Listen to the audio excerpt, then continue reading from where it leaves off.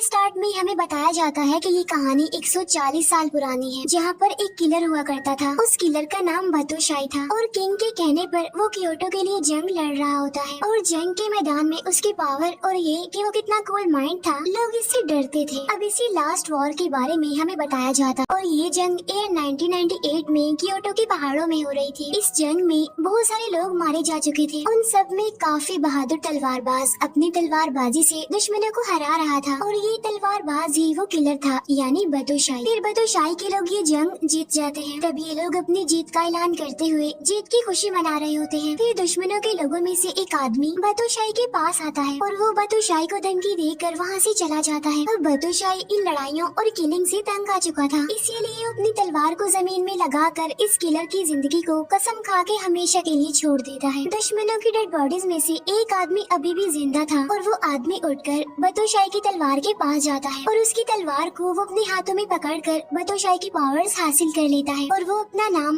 बातोशाई रख कर नकली बातोशाई बन जाता है। इसके बाद हमें 10 साल बाद का सीन दिखाया जाता है, जहाँ पर हम एक आदमी को देखते हैं जो कि एक स्मगलर था। अब उस स्मगलर से मिलने कुछ लोग आते हैं। अब इन लोगों को उस स्मगलर के अफीम बनाने का तरीका पता होता है। अब क्योंकि वो स्मगलर चाहता था कि सिर्फ एक ही पर्सन को इस तरीके के बारे में मालूम हो, इसीलिए वो मेगुमी नाम की लड़की के अलावा सबको मार देता है। फिर कुछ पुलिस ऑफिसर्स उस जगह पर इन्वेस्टिगेशन कर रहे होते हैं जहाँ बातोशाई ने लोगों के मर्डर्स किए थे। यहाँ पर एक पुलिस ऑफिसर को पता चलता है कि जिसने भी ये सब मर्डर्स किए हैं वो नकली बातोशाई है। फिर हमें मेगुमी दिखाई जाती है जो कि स्मगलर के साथ रह रही थी और मौका मिलते ही वो वहाँ से भाग जाती है और पुलिस स्टेशन आ जाती है। जब स्मगलर को ये बात पता चलती है तो वो नकली बातोशाई को मेगुमी के पीछे लगा देता है। फिर वो नकली बातोशाई पुलिस स्टेशन जाकर सभी पुलिस ऑफिसर्स को मार देता है। अब यहाँ पर हम ये जान पाते हैं कि उस नकली बातोशाई के पास एक खास किस्म की पावर थी जिसकी मदद से वो किसी को भी हिप्नोटाइज कर सकता था। नकली बातोशाई सभी को मारकर मेगुमी को ढूंढ रहा होता है, लेकिन वो उसे कहीं पर भी नहीं मिलती। इसके बाद वो पुलिस स्टेशन से बाहर जाने लगता है कि तभी उसे वहाँ पर कारू नाम की एक औरत मिलती है। कारू बातोशाई को देखते ही पहचान लेती है। अब कारू के फादर का एक डोजो होता है। डोजो वो जगह होती है जहाँ पर तलवारबाजी या फिर जोडो सिखाए जाते हैं। अब कारू के फादर वहाँ बच्चों को खास किस्म की तलवारबाजी सिखाया करते थे। अब ये तलवारबाजी नकली बातोशाई को भी आती थी और वो इसका इस्तेमाल भी किया करता था लोगों को मारने के लिए। तो इसीलिए इस खास किस्म की तलवारबाजी का नाम पूरी सिटी में खराब हो रहा था और इसी वजह से कारू के फादर की भी डेथ हो गई थी। कारू अपनी लकड़ी की तलवार निकाल कर बातोशाई से लड़ने लगती है, लेकिन बातोशाई तो उससे काफी ज्यादा पावरफुल था, इसीलिए वो कारू को मारने ही वाला होता है। तो तभी कारू को बचाने के लिए वहाँ इस मूवी का हीरो जो कि मूवी का मेन कैरेक्टर भी है वो आ जाता है। उसका नाम केंशिन होता है। अब यहाँ केंशिन पर बातोशाई अपनी खास किस्म की पावर का यूज करने की कोशिश करता है, लेकिन उसका केंशिन पर जरा भी असर नहीं होता है। तब केंशिन अपनी तलवार निकाल कर बातोशाई पर अटैक कर देता है। अब यहाँ पर उन दोनों की जबरदस्त फाइट होती है, लेकिन जाहिर सी बात है केंशिन अपनी कसम की वजह से उसे नहीं मारता जान से। लेकिन बातोशाई अपनी खास किस्म की पावर से कारू पर अटैक करता है, जिसकी वजह से कारू मरने वाली हो जाती है। तब कारू को बचाने के लिए केंशिन को एक मुश्किल फैसला करना पड़ता है। उसे अपनी कसम तोड़नी होगी बातोशाई को मार कर। अब केंशिन अपनी तलवारबाजी से बातोशाई का हाथ तोड़ देना चाहता था, क्योंकि कारू को बचाने के लिए उसे किसी भी सूरत बातोशाई को मारना ही होगा। तभी ये बात जहन में रख कर वो अपनी तलवार से